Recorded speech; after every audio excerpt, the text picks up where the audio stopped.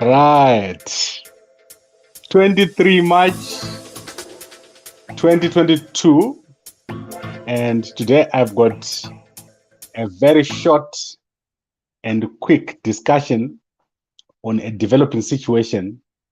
And this situation is unexpected because this weekend we're talking about how Nelson Chamisa is so confident, he's bringing about a lot of crowds, especially in Mtare and Masvingo. But today, the narrative suddenly changed, and we have seen calls by very, very close people and very powerful people who are now saying Nelson Chamisa should boycott the 2023 elections. And specifically, if you look at this tweet by Freeman Chari, which was supported by a lot of people, what Chari is saying here is that the situation in Zimbabwe at the moment is such that you cannot hold an election as the opposition and expect to win. So he's saying, my personal opinion is that CCC should pull out of the by-elections. And this is 23 March, when the by-elections are on 26 March. That is 4 days away from the by-elections. And if we look at the people supporting Freeman Chari, we've got Simbach Kanza here saying, I agree with Freeman. Boycotting is the best way forward. And now CCC must pursue the application of state power. Now it can be done.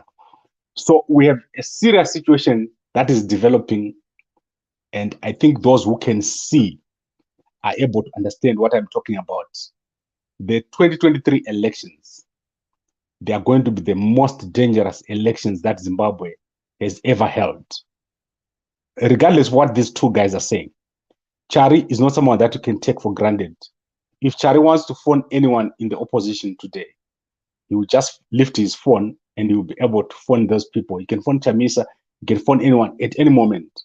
He has done a lot of fundraising and he has been involved a lot in tabulating, in fact, cross-tabulating and in fundraising for the CCC and the MDC from the Tsvangirai days. So he's not someone that you can take for granted.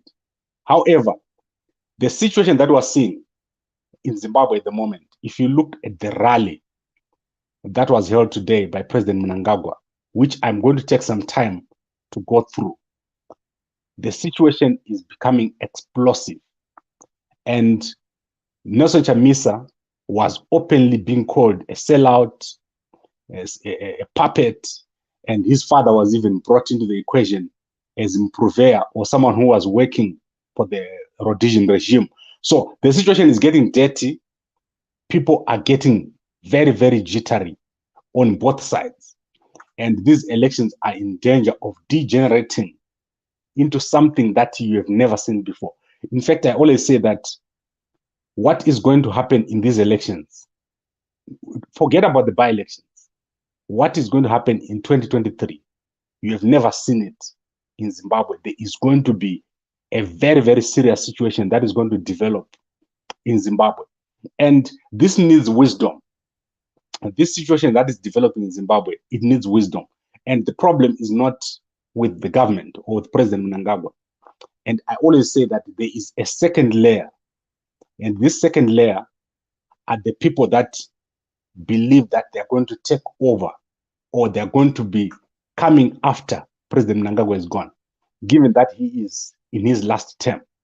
So you've got that layer that is not going to allow Nelson Chamisa to just walk into the presidency. They're not going to allow Chamisa to become president without sweating.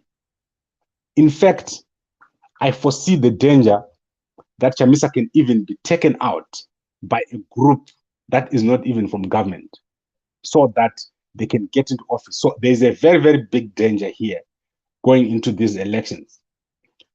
So I want to quickly look at the basis for the boycott that Chari was speaking about, ZEC. And Chamisa also tweeted about it today. He said that his party has got the power to get ZEC disbanded. which I think is obviously not true. If you look at what Caston Mateo, the MP candidate for Marondera, said, he said everything is fine with the voters' roll. So I want to show you this. So this whole issue is not about the voters' roll. So let's quickly look at that. This is Caston Mateo. So far, the voters' roll I have analyzed looked okay. I hope it will be the same voters' roll on Saturday. And this was yesterday, last night at about 9 p.m.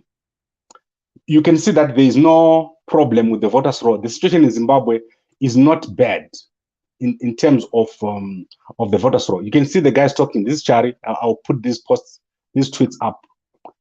There's no problem with the voters' roll in Zimbabwe.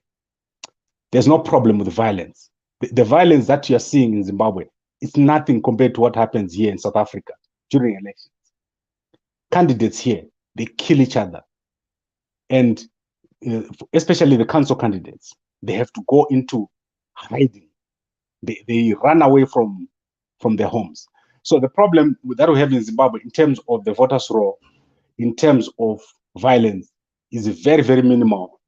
And you do not expect to take over from a government that has been in office for 40 years and just walk in. So obviously, there will be a need to push. If Chamisa really wants to take over as president of Zimbabwe, he is not going to walk in. He's not going to pray. So those prayers that Chamisa is doing, I always tell people that that's nonsense. You cannot pray so that the opponent in government can go away. It's like you are going to office and there's a problem to be solved. And then you tell the people in the office that, let us pray, or give me some moments to pray. That doesn't work. Christians have been killed in politics. God does not intervene in politics. So Chamisa is basically playing to the gallery when it comes to prayers. And he's also playing to the gallery when it comes to things like violence and things like voters' roll. The issues that he needs to be dealing with are internal to his party, and also the issues to do with negotiations and dialogue. Because the problem that we have in Zimbabwe is not all these things that Chamisa is raising. In fact, Chamisa is hoping that there's intervention from outside the country before the elections, during the elections, and after the elections. So that is what we are seeing here. But the biggest problem we're seeing is that second layer that I'm always talking about, the second layer that wants to come after President Mnangagwa, that is Chamisa's biggest problem. If Chamisa does not understand that there are people that can harm him who are not in government or who are not in the presidency, he is going to be very, very surprised, because that is where the danger is. We've got a second layer that is waiting to take over after President Mnangagwa is out of office, and that layer will do anything, including eliminating Chamisa physically. So there is a possibility that Chamisa could be eliminated before the next elections. He could be eliminated physically, and we might end up without Chamisa in the 2023 elections, because the environment is toxic. It allows for that kind of thing. It allows for someone to just come from nowhere and eliminate a candidate. And if that happens, you end up with people that you do not expect at all being the contenders. So I'm happy with the current environment in Zimbabwe. I'm happy with the way that things are going. This is a perfect election. In fact, compared to southern region, Southern Africa standards, if you look at what happens in South Africa, the elections in Zimbabwe are perfect. They are going to be well run. ZEC is doing a good job. Everything is transparent. But the problem that we have is on a political level. The guys in the opposition, they do not understand the path to the president, to the presidents. They do not understand the path to State House. Like President Mnangagwa was saying, if you want to go to State House, it's easier and faster to go to China on foot than to get to State House. So this is the situation that we have in Zimbabwe.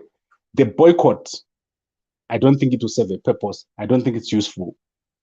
But going into 2023, there is a need for a different approach. This election that we're going into it's not going to be ordinary, and we might end up not having it. That is what I'm trying to say here, and I've been arguing this for a long, long time. You might end up not having the 2023 elections. You might end up not having one of the candidates in that election because the dangers that are lacking or that are lacking behind are so big. There are so many stakeholders involved in this election like you've never seen before. So I want to end this discussion. Obviously, the call by Freeman Chari and other people to boycott the elections, that is without basis. But it could end up being a forced boycott. We might end up seeing a lot of things happening, especially in terms of violence. The opposition needs to manage this, and the ball is in Chamisa's court.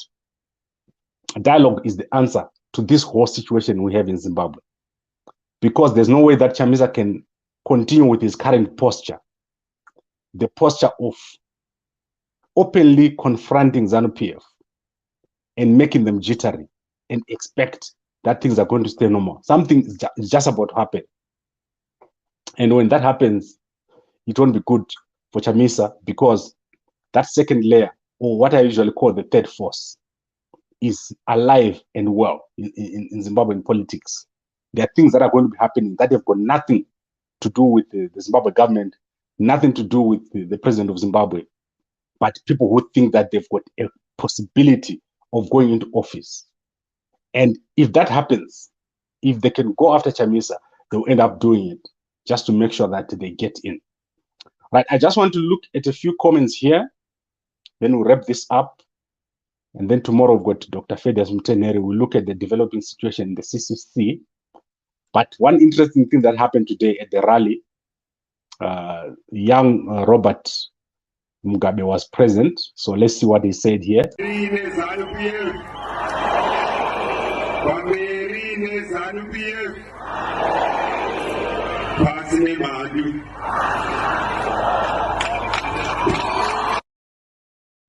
Right, so very interesting new dynamics already in ZANU-PF. You can see that ZANU-PF is coming together. The young Robert, when he's there, don't think his mother, Grace, did not know it. So if you're someone who is knowledgeable about politics, you know that obviously things are happening, things are shifting. I believe that ZANU-PF is going to come together in a single unit, including the G40, the old G40. They're going to come together. They're going to become stronger. It's going to be very difficult for Nelson Chamisa without structures, without any grassroots structures. It's going to be very, very difficult for Nelson Chamisa. And ZANU-PF is not to be underestimated. However, as I said, there is a third force or a second layer that is going to be trying to make sure that Chamisa does not get in, so that after President Mnangagwa's term, they can come in. Alternatively, they would want to get in now. So eliminate Chamisa as a candidate, make sure that is out, and make sure that ZANU-PF continues. I don't want to say a lot more here because obviously I need to be careful about some of the theories that I put out here. And as I said, this is a very dangerous situation that is developing. The election that you're going to see now is not the same as all the other elections that you've seen before. You're going to see things happening that you do not expect. And you may end up with a very, very surprising outcome in 2023. But anyway, we're going to be watching. We're going to be seeing what is happening. We're going to make sure that every time, every twist and turn, we talk about it here. All right, I want to look at the comments quickly. And specifically, I want to look at this. Dev Ngom, how dare you come and threaten Chamisa? CCC is a citizen thing. Chamisa, whether eliminated or not, that doesn't stop the citizens movement. Ngomo, I am sorry to let you know, but without Chamisa, the CCC is nothing. There is no CCC without Chamisa. If Chamisa was to be eliminated today, the opposition is gone. in Zimbabwe. The opposition as we know it. Chamisa is CCC. And that is the most dangerous thing that you can ever have, a single point of failure. This is what we have right now in the opposition. No structures. Right now, we don't even know who is the vice president of the CCC.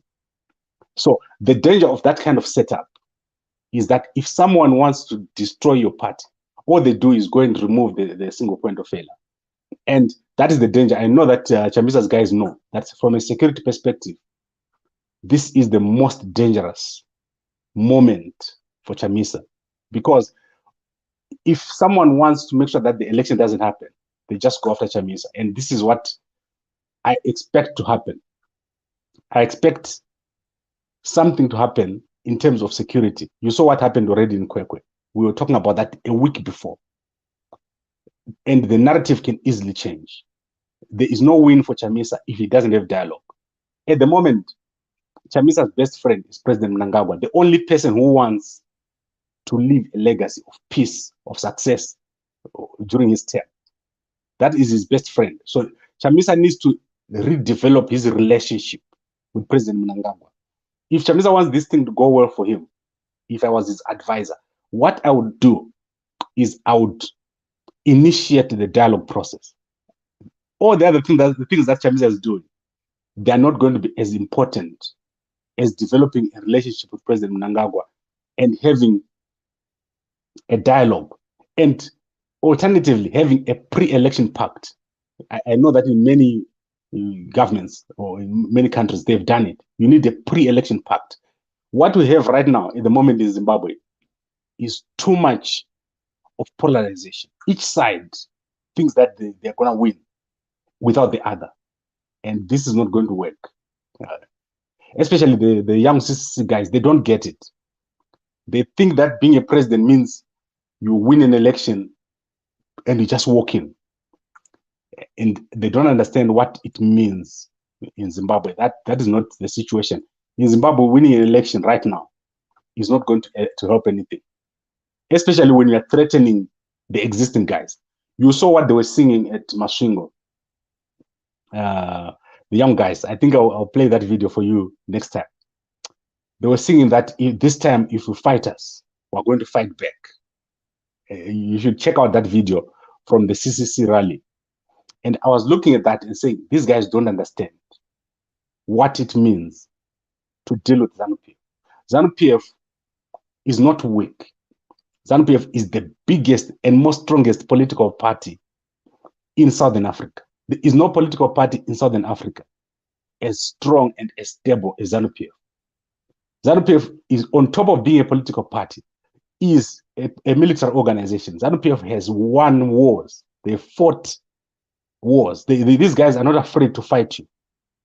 So you can't just go around threatening ZANU-PF and then you think that everything is going to go well for you. And I know that Chamisa knows this.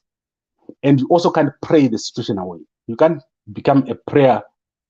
You're going to your rally and starting to make it a church service. That won't work.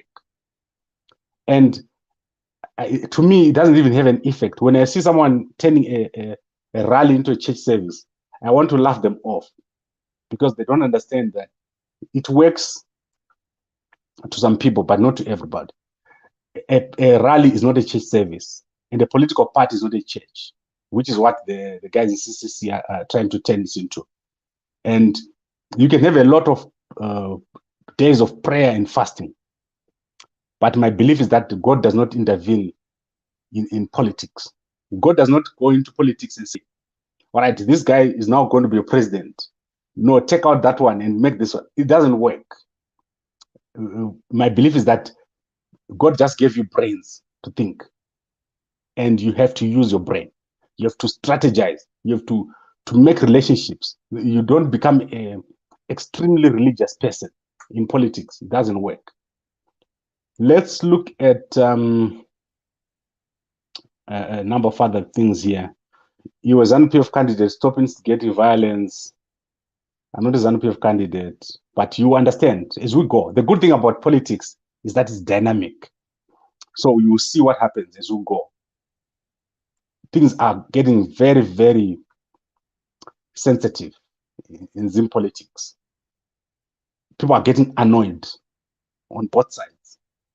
And very soon, you're going to see a change of the environment, especially when people start being called puppets, people taking instructions from outside the country. If you hear that language starting to come out, people are getting annoyed. And you have to cool down those temperatures. This is what is failing, the lack of dialogue, the lack of engagement. It will never benefit Chamisa. His attempt to get international attention is going to backfire in this particular case. And he might end up not even having to boycott. The boycott will be done for him. Right, I think this is enough talking for today. I did not want to shoot today. I'm going to be traveling, so I didn't want to shoot. But let's see what happens over the weekend. I pray that we get the expected results. Every side is hopeful that they're going to win. But the 2023 elections, that is where all of us are focusing, even the candidates. You have never seen so much attention on an election. And as I said, what you're going to see in 2023, you've never seen it before. It's going to be the most dangerous election for Zimbabwe, an election that people in history are going to look back and say, there was that election in 2023 that we cannot forget about. This is the election that we're talking about here. It's going to be very, very tough, especially if Chamisa does not understand that the ball is in his court.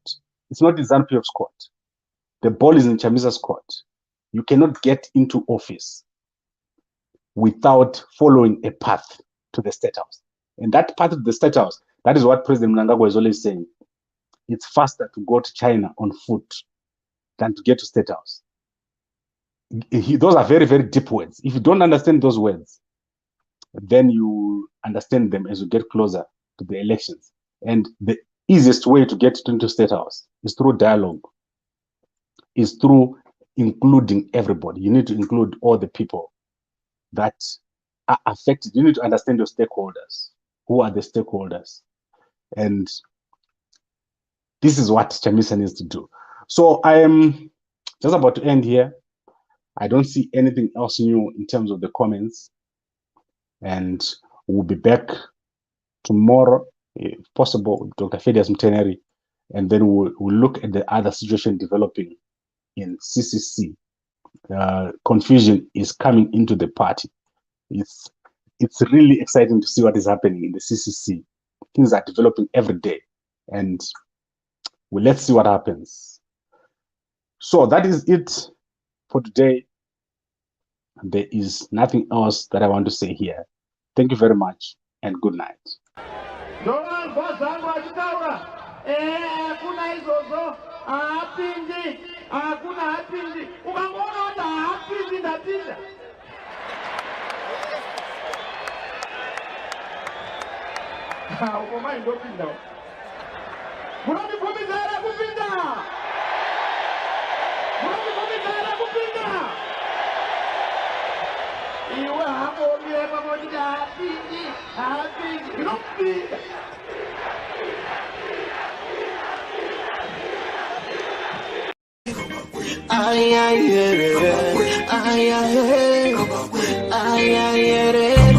Uyo uko kuno apo pano mama wanna get it nice.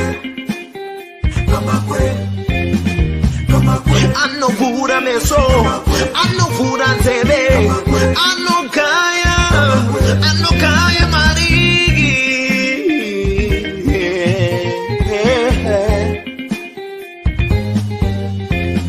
Kama kwetu tikom, kwetu tikom usasai. Kama kwe anogaya mari, kama kwe uyo anotara mari anogaya mari garai mamunzwa paninya pano zvamunoda kunzwa zvinotara pano madiko kumunzwa mugova ne.com. Kamba kwe vanogaya mari vanotara mari vanosiya mari. Kamba kwe vanotara fea kuti pamberi zvichafamba sei. Vanhu terere zvikubatsirei mukufamba kwenyu zvikubatsirei. Mirai ndikudze kuti chokwadi pano chizere. Kamba kwe vanogaya cash vanopa mafacts vanotara straight vane evidence vane confidence plus intelligence plus intelligence. Entertainment, current affairs and news. Kamba kwe.com. Usasarire, kamba kwe anugaya